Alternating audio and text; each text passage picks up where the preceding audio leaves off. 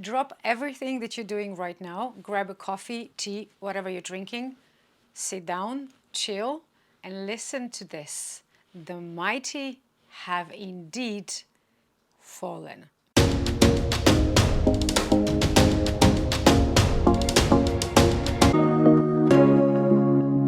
Hi guys, and welcome to another fashion news video. Now this news hit the web yesterday, so I'm filming as quickly as I can and I'm gonna edit as quickly as I can to get this news out to you as quickly as I can.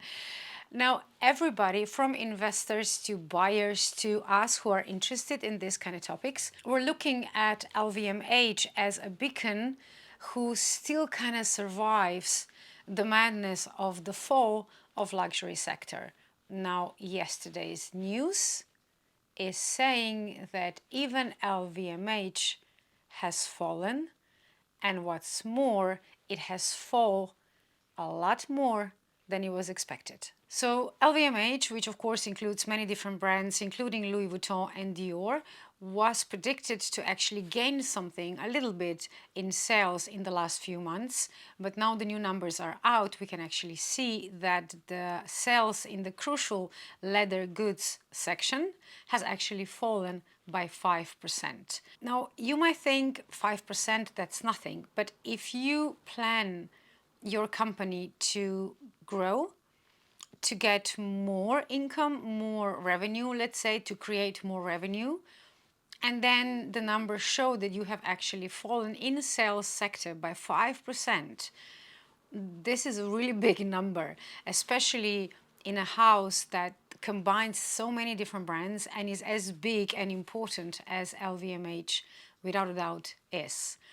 So for all of you out there who were still doubting that luxury sector is indeed crumbling, I think this is the final nail that's going to definitely burst the bubble for all of you, because LVMH was the only one that kind of looked, even though their sales were not as good as they used to be, that it was still doing okay.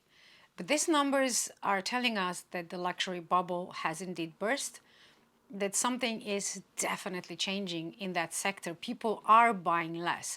Now, why are we buying less? That's up for debate. I mean, I'm pretty sure it has something to do with all the enormous price hikes that we have been seeing in the last years, because the numbers that they want to charge for certain items are just so unreasonable that even people who don't have to think about spending thousands and thousands of dollars or euros or whatever your currency is on one item are actually thinking about it. Because at the end of the day, if you spend your money, it doesn't matter if it's hard earned or it's given to you. If you're spending money, you want to spend it on something that is worth it, right?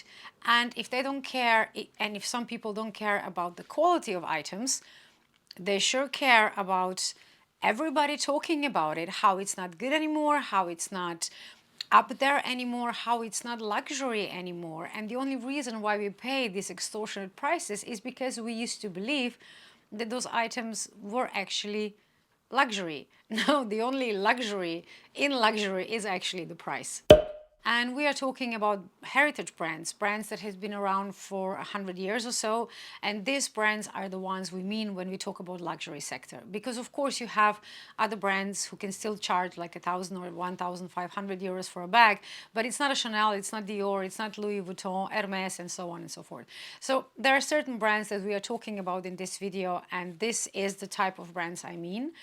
And Louis Vuitton is still, it's not falling apart. It's not like it's going to disappear and nobody's buying anymore. But these numbers just show us that something is definitely going in the wrong direction for them and for us. Because to think about it, if we lose brands like this, if someday most people decide, I don't care for Chanel bag, and we lose that brand, what does that mean for luxury sector? Because I'm sure people buy these things for different reasons. I myself buy it because I used to buy it because I like the way these items look. I always say I would be so happy if I could find a bag that would look like a Chanel bag, but it would cost less. And it just doesn't exist, because if you buy something similar, It's a different leather, it's a different texture, it just doesn't look the same bag. And I'm not talking about replicas, I'm talking about something from another brand that has kind of like Chanel look. Like I talked about in this video about Zara blazer and skirt combination with the right buttons and maybe some Chanel brooches. This could definitely be like a Chanel outfit. Of course, it's not the same material, but it looks like it, so I'm fine with it. But with bags and certain other items, I always have a problem because I want something that would look that kind of, that would have these visuals and, you know, obviously good leather and good materials, and it's just, it doesn't exist. And you will probably remember the famous scene from The Devil Wears Prada. This film, for like a light comedy film, really taught us a lot, especially people who didn't really understand fashion as a business. I mean, because it's true, you can say you don't care about Dior bags, that's perfectly fine, but then you have to understand that a lot of bags that you can find on high street would not exist if the original of Dior did not exist. Because a lot of the, you know, like high street brands, they will copy a designer item, you know, obviously in their means, so there want to be different materials and, you know, it's going to look different, but it's going to be inspired by that. And if you lose the house, you lose that inspiration. So it trickles down to the, you know, the tiniest seller who sells scarves for like €1 at the market. You know, it's all connected. So we don't want these big houses to fall apart. We don't want that. We want them to be around, but we just want them to have good quality and normal prices for luxury. If this is a weird sentence, but you know what I mean. Like 10,000 euros for a Chanel bag, come on, get real, okay? So this is what we try to achieve, and I think this is main reason why a lot of people have stopped buying these items. And for this particular period, for the last few months, this 5% drop in sales is actually mainly due to situation in China. Because shoppers in China, you have definitely started to shop less. And this is the first time since pandemic that Chinese market has actually changed a lot. That there was a lot less items sold.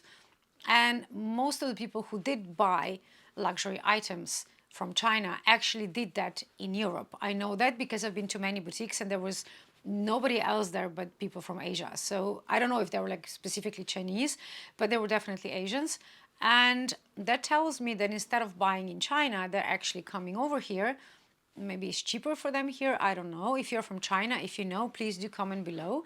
But I would assume if they're buying a lot in Europe, it is cheaper than buying this in China. When I talked last about shopping habits in Asia, there was a huge difference in currencies. So a lot of Chinese people were actually going across to Japan to buy luxury items there because it was cheaper for them to get it there. And now even that has stopped because the currency again, the combination of currencies again has changed. So they're not going to Japan that much, and that actually influences the whole Asian sector. And it says here that organic sales from whole of Asia, excluding Japan, actually fell 16% in the third quarter. So that's a lot. I mean, you don't have to be a financial expert to know that 16% fall within 3 months or 4 months, it's a lot. Another interesting thing that I found in this article is that even though the situation is slightly better in the United States and in Europe, it's still not up to the level that LVMH is used to. So they're saying, okay, it's getting slightly better, but not good enough, especially not considering what's happening in Asia and especially in China. So the slightly more shoppers in United States and Europe will not balance the difference from China and Asia as a whole. That's just, it's not enough. The numbers are not enough. Obviously, the costs are rising of everything, of materials, of craftsmanship, of logistic, of, promotion. Everything is getting higher and higher. So obviously they need to hike the prices to keep the same profits. But the problem arises, this is kind of like the same situation. When do you hit the top level? When you can just not go higher anymore because nobody's going to buy your items anymore. Now, this is the time, I would assume, that you have to think about if you want to lower your profits for a while, at least until people come back and start buying more, and then you can raise your profits again, or you just continue to push the price up and up and up and rely on the heritage and the desire of your brand that it doesn't matter what price you're going to set on them, people will come and buy it. Because that last thing, I'm not sure this is actually happening. I think actually the opposite is happening. So I don't know, maybe it's time to sit down, at a table and really think through what you're doing. That's just my suggestion. And of course, everything we talk about here is for entertainment purposes only. I stated in multiple videos that I am not a financial journalist, but I did research the topic. I read whatever I could find online, and I got this from what I consider valid sources. These are not hearsay, so these are like actual fact numbers. Before you go and empty your local Louis Vuitton boutique fearing that it's going to close, don't worry. Louis Vuitton as a separate house is okay. It's actually doing slightly above average for this time of year, but it's just not, the numbers are just not great. So the reason why we are talking about LVMH falling is because LVMH is a lot of different brands, and it's also wines and spirits and watches, and there's just so many different companies that the company as a whole is not struggling, that's going too far, but it's definitely not performing in the manner that they predicted. The company will kind of move around in numbers in this time of year.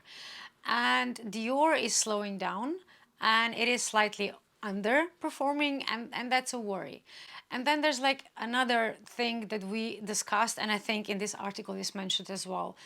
If you have a habit of buying luxury items, but suddenly you find yourself in a position that you cannot buy like 10 bags a year, you say to yourself, okay, I'm gonna buy one. You're gonna buy one from a brand that you trust. And how many of us do actually still trust Dior after that fiasco from Italy? I want to say I do. I still like Dior, that's for sure, and I'm still wearing their items, but as far as going to trust them, I don't think I do. I think I will be questioning every item I see. Is this another item that actually costs like 20 euros and you're going to charge me 2,000 for it? So I'm a bit torn, because in Dior's case, we have an actual proof. With other brands, we usually guess that they're, we obviously know they overcharge us, but we never know to which extent. So we kind of lie to each other. We all say to ourselves, oh, this bag costs like 500, but they're going to charge me 1,000 because it's the brand heritage and all that. But who knows what the reality is? So that's definitely one of the reasons.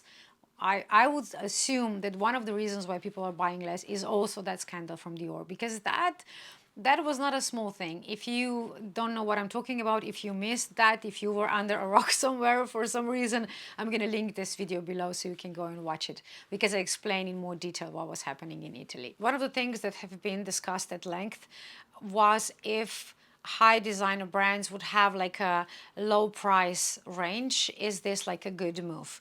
And I agree with experts who says that this is not a good move, because let me remind you of Cavalli, Armani, even Versace to some extent. This lower priced range of items actually devalued the brand, because one of the reasons why we love these really high luxury brands is because they are kind of inaccessible. Not everybody can wear them, not everybody has them. So when we finally manage to get an item from this one particular brand, we feel special. And you don't feel special if you walk down the street and you see 20 people with the same bag or the same jacket or the same shoes. And if you have a lower priced range, even though it's not the same, it's still Cavalli, it's still Armani, even though it's like a lower brand, lower range. So it devalues a brand for sure. And Louis Vuitton or LVMH in general were thinking, allegedly, of going that way, but they decided against it because for the reasons that I just told you, because it does change how you perceive a brand. LVMH is definitely fighting to keep the #1 position in the fashion world with all their brands. I mean, they did some changes recently. They sold Off-White, and they appointed new designers at Celine, then Fendi Women's Wear, and also Givenchy. So that actually tells you that they are not content of just sitting there. They want to improve, they want to lead, and they want to do new things. I also find this information interesting, that LVMH decided they're gonna obviously try to cut costs as much as they can. And as far as investments in new store or new stores goes, The only exception will be Tiffany. So if they will open any new stores or really do huge refurbishments on any of the stores, it's going to be only Tiffany and no other brand. I don't know really why. I guess it's just that this division, like jewelry division, brings enough in for them to kind of justify the cost. It looks like no new Louis Vuitton boutiques or Dior, for that matter, will pop up anytime soon anywhere. We will see if 2025 will be enough to kind of change this trajectory, or we will have to wait until 2026, but I'm sure we're going to see the change of numbers in luxury sector turning upwards in the near future. And for the end, I just want to throw this out there because I know we all love like a good collaboration, and Zara is actually bringing a new collection out with Kate Moss. Yes, the one and only Kate Moss. Now, Zara is known for having multiple collaborations with either another designers or just famous names. And this capsule collection is coming out on November 30. So the end of November, pay attention to Zara webpage when Kate Moss capsule collection will pop out. This should be like outfits and accessories for festive season, which means I'm guessing a lot of leather and red, but that's just my assumption because Kate Moss is usually in leather or in red or in black. Kate herself actually said that this festive collection will consist of chic casual items, and classic lines will blend with the right dose of glamour, which means probably like a bit of a plunging necklines or higher cut on the skirts. Kate Moss is known to have collaborations with different high street brands. She had a collection at Topshop, I think it was in 2007. She has also previously worked with Zara, and in 2022 she actually fronted their campaign. So she didn't contribute the designs, but she was part of the campaign. And in February of this year, Zara actually launched a collection inspired by Kate Moss. So obviously they have a history there. I'm really looking forward to Kate Moss's collection. I do remember, I'm not sure if this was her first or second Topshop collaboration, but I do remember there were like some leopard or tiger print items with just the right combination of black that I actually liked. But I remember going to Topshop in London. I really did not like the material, so I didn't buy anything from that. So hopefully, because Zara is actually getting better with which materials they use, hopefully this collection will be good in that respect as well, not just visually, but also have a good material and a nice feel to it. But as far as collaborations goes, I can just say good luck to all of us, because I'm pretty sure it's going to be sold out within like half an hour. So if you really want to, get your hands on Zara with Kate Moss collection, remember November 30th. There is no information if it's going to be online only or stores only, if it's going to be everywhere Zara or just like Europe or just UK. So when more information on this collaboration will come, I will post in my community posts. I'm not going to do like a separate video on that, and if I can, I will try to grab something to show you guys what they did together, but it depends if I will be able to get something or not. Thanks guys for spending your time with me, and of course write your comments below. I want to know what you're thinking about all these things, and if you are excited for Kate Moss and Zara collaboration, because I kind of am. I like Kate Moss. Have a great day guys, and I will see you in the next video.